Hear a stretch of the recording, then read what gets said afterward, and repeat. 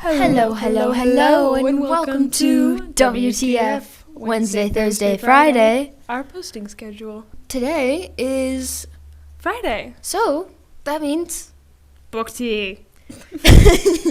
How long are we going to talk like this? My name is... Do I say your name or my name? Okay, this is Elise, my lovely sister, who is the author of The Second Nature of Indigo and currently helping me edit my book. Aww. And this is my sister, Mariella May, but I call her Ella. And she is an author to be very soon. In my eyes, she's an author. In my eyes as well. In your eyes as well. Of a fantasy series, a fantasy duology that's coming out. And if you want to hear the blurb, go to our announcements videos. That's also at I think it's currently the welcome banner video of our channel. So yeah, it's so super amazing. And I'm thankful to work on the project with you. I'm thankful that you're working on the project with me. Oh, thanks. But enough about us and our books. These are books that we have greatly enjoyed together. Both of us have love these books. Enjoyed. And we randomly pick one every Friday and talk about it for a while. If you want a more in-depth discussion about books, wait for our book tea spoilers included, which is basically our book club, which the first one will be coming out at the end of March. Yeah, this month. And we'll be talking about Tempest of Tea also. Alrighty. Yeah. By Hafsa Faisal. Alrighty. Bro. We read what is on the... Oh, I think... Yeah. These are card catalog cards. These are card catalog cards, so we read the random things that are on the card. Alrighty. Bro. Let's see. I think we've opened Bro before by accident in another episode. Really? Yeah, and then we didn't pick it. Why? I don't know.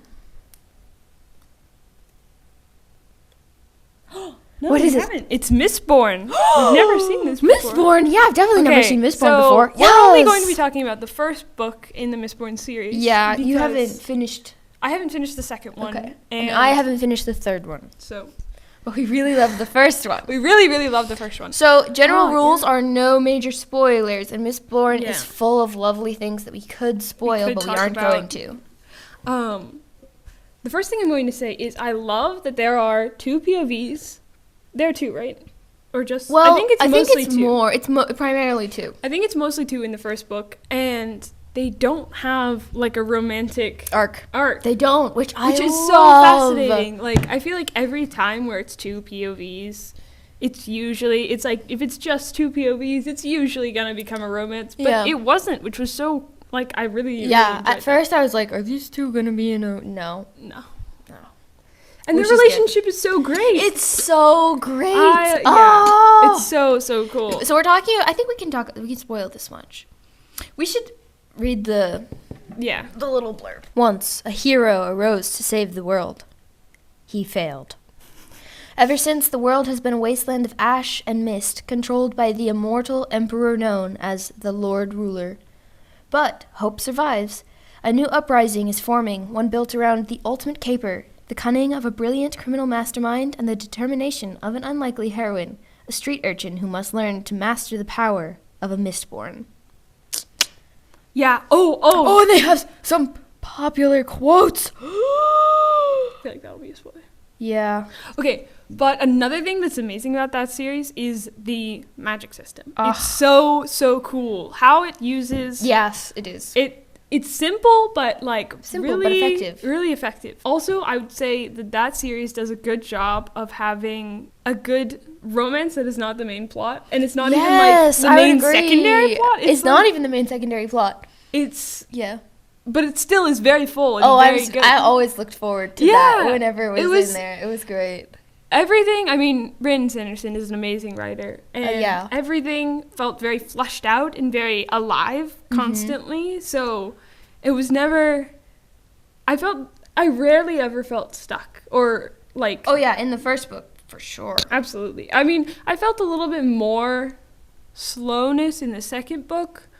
And I obviously didn't get to the third book, so... I also just tend to get distracted easily, so it's not really about the second book as much, just... Yeah. Me. I would say one of my favorite things was that every character is so well thought out. Mm-hmm. And personal, like an individual. Like, he does wow, it got dark.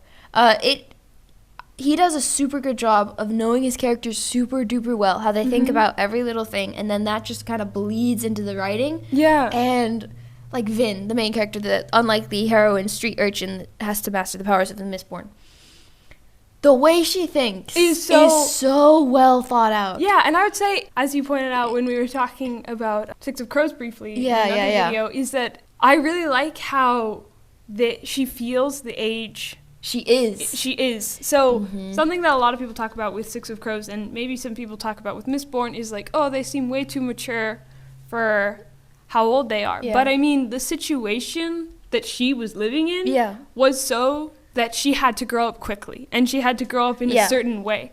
So her fears make sense, and her what drive, she thinks about. Yeah. Like, when she walks into a room, what is she thinking about? He just, like, nails that, and it's embodied every time. And it's so cool how the second POV has similarities and has vast differences. Yeah. Like, they both have certain things. Like, they both are very smart, very careful, very watchful. They're both very powerful. They both have very different ways. They've both been really wronged by society. It's just that they deal with that in different ways, which is super interesting. Yeah, and they both have very different solutions to things. Yes. Which causes for some great conflict. Yes, and the conflict is never just against the villain, though the villain is A, very interesting, B, very scary, and C... I would say it has a lot. C is talked about by so many different people, and there's so many different perspectives on the villain. But what was I going to say? Oh, yeah. So there's conflict between the villain and the heroes. But then there's also conflict amongst the heroes, which is really great. Like, The Chosen does a good job doing this for a really weird comp. Yeah. But in season 1 and 2 especially, I feel like the disciples arguing amongst each other is really interesting. And, like, it doesn't really get talked about a lot. But it's probably really true. Like, the disciples had huge disagreements, especially after Jesus died. Yeah. So anyway. Yeah, just talking, because obviously, even though people are on the same side, they're going to disagree. I mean, we see this constantly in, like, anything. I mean, you can just bring up an argument and people will be like, well, yes, but no. And everyone's like, and then other people are like, well, yes, but no. But no in a different way. And other people are just, absolutely, that is completely true. And then, it's a whole thing. And I love that they explore the discussion amongst the characters and the priorities of the characters. Yeah, and that only gets more and more. Well, I wouldn't say it only gets more and more. It definitely never leaves the series. And I'd say I really like some of the things that they philosophize about. It's like the philosophy never takes over the story. It's not a philosophy story. It's a heist story, basically. And so it's super exciting, but it's also deeply thoughtful, I think. So they have small talks about religion, small talks about how government should be run, small talks about morality, like who has the right to decide what's right and wrong and not allowed and allowed. And love and affection. And love and affection. It's all so... It adds a deep richness to the world that I just absolutely and even, love. Like, what makes someone human and what is, like, what gives something value. Also, let's talk about the villains for a second, going back. I feel like villains, it's like, they're never as scary as everyone cracks them up to be. Because a lot of times, if people are like, oh my gosh, this guy is super scary, and then you meet him and you're like, oh my gosh, I did not feel that way with Lord Ruler, but even more so with the Steel Inquisitors. The Steel Inquisitors. Oh my gosh, they are legitimately scary. They come onto the scene and you're just like, no. But also, yes. Yeah. No. They're so scary. They were always perfectly terrifying. Terrifying. It makes so much sense. And absolutely. Steel Inquisitors did just such a great villain. Cool. Such a great, like, mini villains. But you're like, are these the mini villains? Are these the henchmen? Like, the fear was real. Real. Yeah. And I would also say, class. We didn't even talk about, like, the discussions of class, but that's a huge discussion. Yeah, but it's not done as badly as some other books I've read. There's some other books I've read. I'm not gonna say their names, but Sometimes they talk about classism, and they talk about the divide between upper class and lower class and even middle class, but like it's never done with the same nuance and care. Yeah, I feel like either they just like often in books they'll talk way too much about it in like a bland way, like oh my gosh, this is just so wrong and it's wrong, or they'll just becomes a series of rants instead of built into the fabric of the world. And a great or thing, tearing the fabric of the world and apart. a great thing is seeing characters' viewpoint change. Like there's a character who like doesn't really understand how bad it is, and then like looks at it and is like, what? This is awful. Bad. Like, and then another character's like, I just don't understand these people, and I was like, okay. Anyway, that is one of the coolest parts of Mistborn for me. Yeah, definitely super duper well done. Yeah. And it's always exciting. It's also truly unexpected. Like, I feel like I'm pretty good at guessing what's going to happen in books. Did not see some of the stuff coming, most of it. And which was so fun and annoying. Oh, man. It's so good. So good. Yeah, I forgot how much I loved Mistborn. Yes, book 1 is just so good. Man, I loved the romance, and I loved the story and all the characters. I also really loved the writing style and how artistic it was done. Like it seemed at points it seemed very ethereal, and at other points it felt very like harsh. He's really good at writing fight scenes, I think. Yeah, those are some of the best written fight scenes. And they're also some of the most crazy and complicated because of the power system. You're like, oh my gosh, there's so much going on, and yet I understand. And even like the multiple POVs. Like sometimes even in multiple POVs. Like, it switches between the POVs in one fight. Yes, and it's just chaos, guys. It's sometimes just absolute madness. And then sometimes it's like a slow, like, again, we just made a video about pacing. So He's really good at pacing. In Mistborn, I would feel like I stopped at book 3 because I felt like I don't know, I just wasn't into book 3 as much. And also somewhat in book 2. There are also some amazing parts of book 2. I mean, I'm just going to say that new character in book 2 who helps one of the characters from book 1. Oh, man, that was such a good subplot. Oh, so good. Yeah, I mean, book 2 was also really great. Yeah, and the end of book 2 really nicely sets up book 3. Yeah. Also, if you read it, if you've never read a Brandon Sanderson book, you have to read it. You have to read at least one, and I'd say Mistborn is a good place to start. Because even if you don't enjoy the books, which of course you will, the memes and the fandom are so great. Brandon Sanderson, as a person, has such a great fandom. Anyway, it's a really, really great book. And I feel like it also does a great job of illustrating the progression of human connection.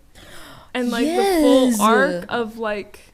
Anyway. I feel like it also gives a lot of different perspectives on human relationship. Like, there's a semi-father-daughter relationship. And then there's, two people who are in love. And then there's, like, co-workers. And it's, like, almost like weird uncles. And I feel like also it's... and the crush you don't reciprocate. And it does a great job. And it does a great job of showing the progression of things, like the progression of mourning and the progression of grief and the progression of falling in love and and the progression of meeting someone and getting connected with them and caring about them. Like, it has such human progressions throughout it. Yeah. And it's so just... Yeah, I'm thinking of more and more relationships in the book. Yeah. And even... I would say moving into book 2, there were a lot of times when you're like, oh, these are the good guys. We know they're the good guys. But then it's like other characters come into the story and they're like, have you noticed this? And they're like, what? I did not notice that about, like, myself or stuff, which I thought was just really interesting. And world building is fantastic. Yeah. It's a super extreme world. but it feels very real because the characters are living through it. So vicariously, you're living through it, and you're like, wow, this is the world I live in. It feels very 3D, very involved. And the connection between setting and plot is really good. Yeah, and it feels like there are so many different settings. Like, sometimes it's, like, gritty and harsh, and other times it's, like, overly elegant. Which helps with pacing, just thinking about pacing. And, like, the, like, shifting nature of it gives so much variety and enjoyment, interest. Yeah, it definitely gives a lot of life to it. Yeah, I am amazed by writers who can make me feel so deeply hopeless, like they overcome my knowledge that this is probably going to end up pretty okay in the end.